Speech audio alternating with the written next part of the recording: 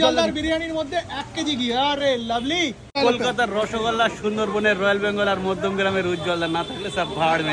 এই ভরছে জাম্বো 4 কেজির কম্বো, 4 কেজির কম্বো, বালতি কম্বো একদম।